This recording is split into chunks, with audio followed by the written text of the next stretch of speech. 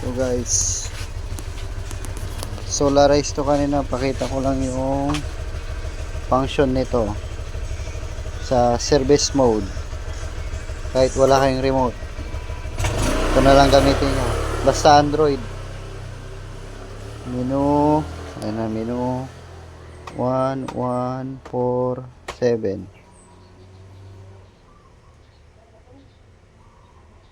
Tagal ah. Menu 1147. Yun.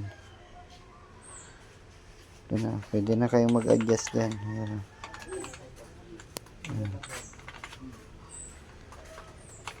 Ayan. So okay na guys. Tip ko lang sa mga may Android na hirapan sa service mode. Ito, keyboard.